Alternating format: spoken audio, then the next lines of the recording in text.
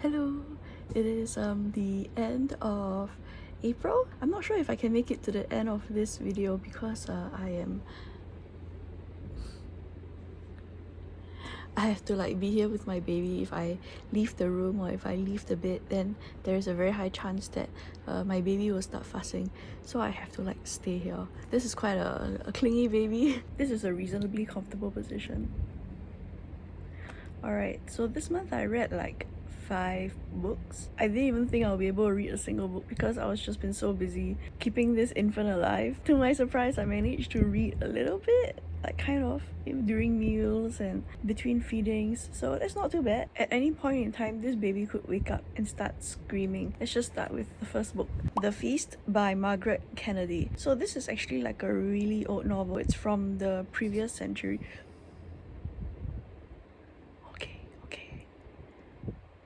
Okay, I think I will just go softer. The premise of this novel is that it's a little bit like a mystery. You start out by knowing that a lot of people have died because there was a hotel beneath a cliff that got crushed when the cliff collapsed onto it.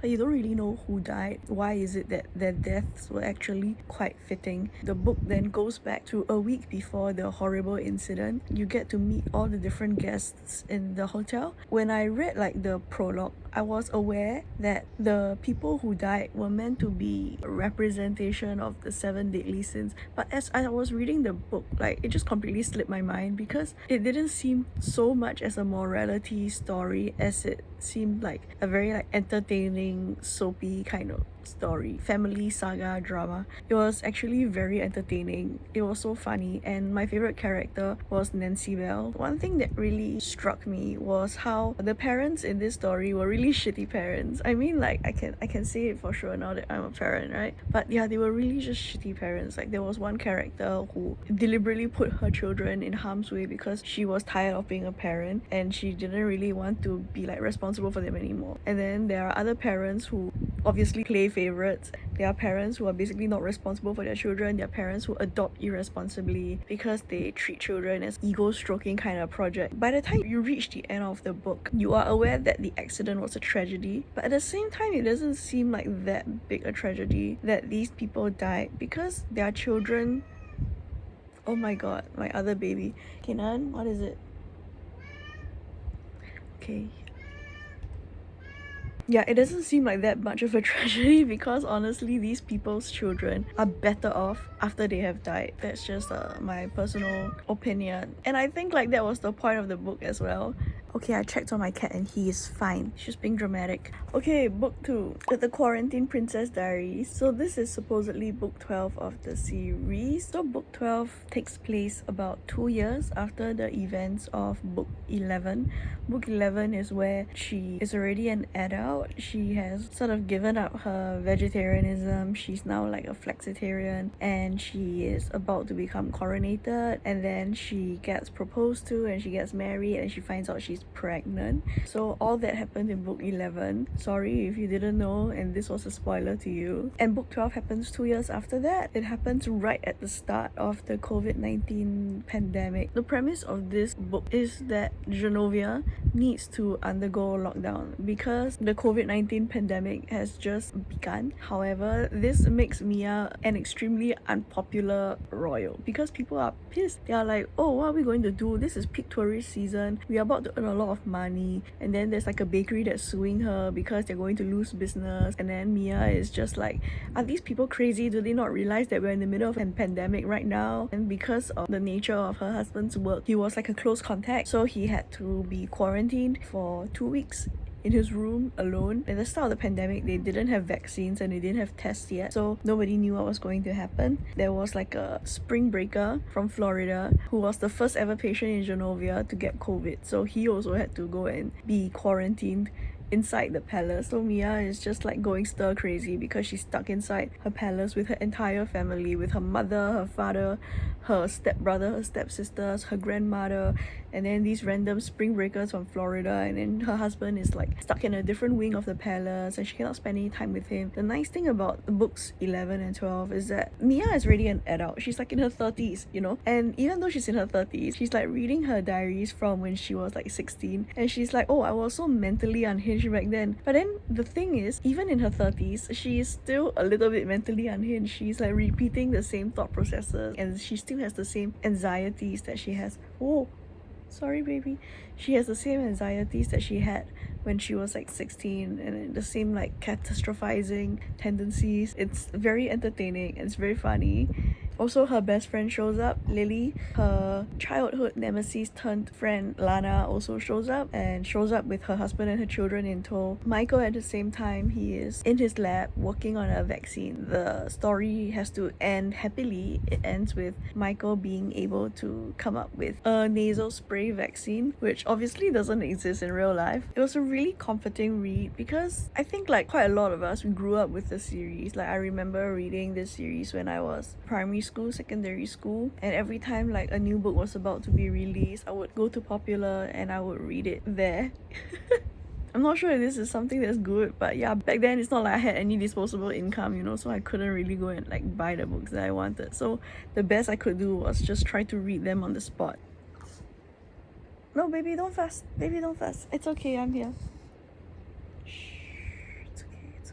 It means a lot to me that the writer continues to expand this universe and sort of keep the dream alive. Like, for a while, I really did think that Genovia was a real place. It just seemed so real when I was reading the books. It was only when I was like a little bit older, like when I was 14, then I realized that it was entirely made up. I'm glad that the writer hasn't like abandoned this universe yet. Book 3, A Fire Endless by Rebecca Ross. This is the second part of a duology. The first one is River Enchanted. I reviewed River Enchanted a while ago, like exactly a year ago. I really liked it. I felt it was one of the better fantasy novels that I had read in recent times. It did rely on like the traditional fantasy trope, and the enemies to lovers storyline was compelling enough for me to not mind there being romance. In fact, there being romance actually enhanced the story instead of detracting from it, as I usually feel when I'm reading fantasy. My only complaint about this book is that it is not long enough and that it is the last book. I know that this writer only does like duologies, but I feel like there is so much that could come from this world that she has created. She could write a prequel, she could write like another sequel,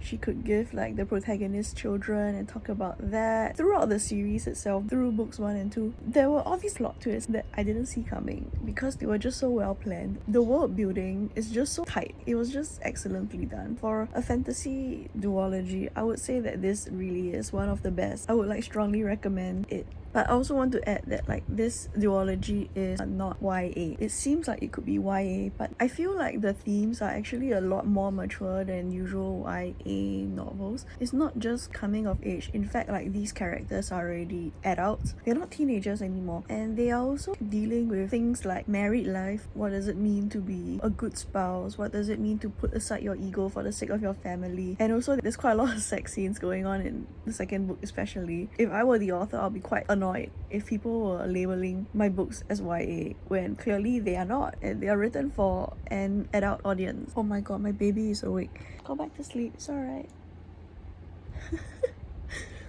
Stress. Book 4, Kindred by Octavia E.Butler. So I read this book because I really liked her other book, The Parable of the Sower, which was like a futuristic sci-fi kind of thing. The future is dystopian and everything has gone to shit. There are no more resources and the rich people are fucking up the planet for everyone else. So basically it was very prophetic. I think I also spoke about it in another review before.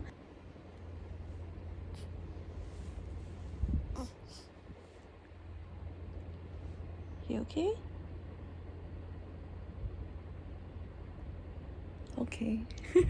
However, this book is not like that. It's actually quite different. Okay, so the premise of this book is that there is a black woman in the 1970s. She's kind of working like her grunt jobs, and then she is just trying to pay her bills while she's also trying to make it as a writer. She's married to this white guy called Kevin, who is like 11 years her senior.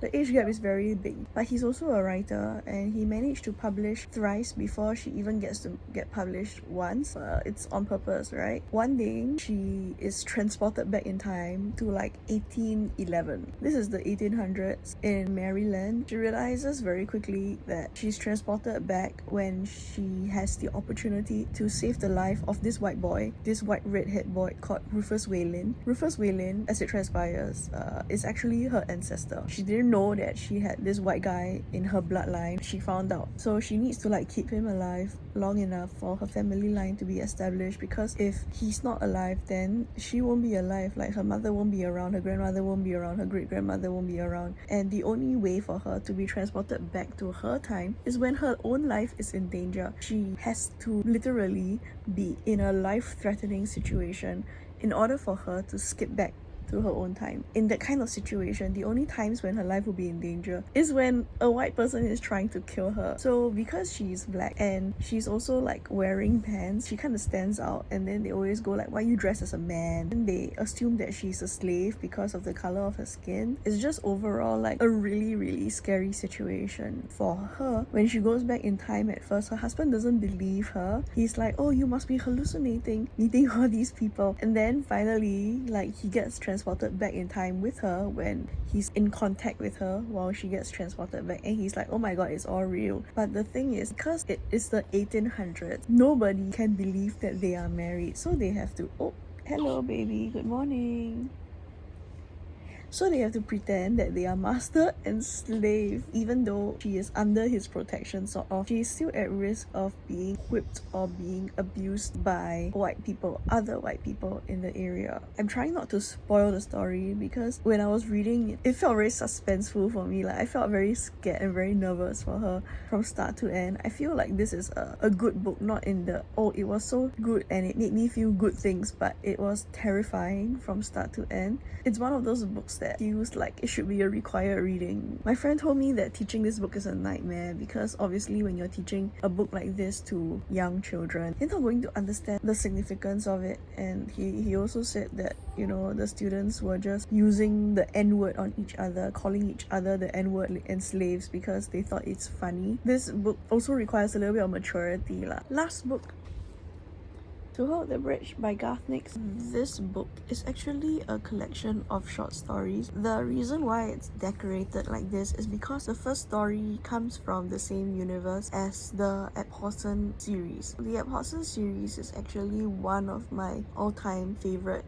fantasy series. Like, I read it when I was younger, like a teenager, and it's been stuck in my head ever since. I recommend it to like absolutely everybody. Like, if somebody asks me for a book recommendation, definitely the first book I recommend to them is Sabriel, book 1 of the e.butler series. Honestly, I bought it because I really wanted to read like the first story. I didn't really want to read the other stories, but I just read them anyway for fun, and then actually they're pretty good. Like, I was very surprised. They're not set in the same universe. They're set in like modern day times, but then with a little fantastical twist, a little bit of magical realism. They're still pretty good, and they are also stories about young people who are coming of age, who are discovering who they are. This author does a very good job of writing stories like that.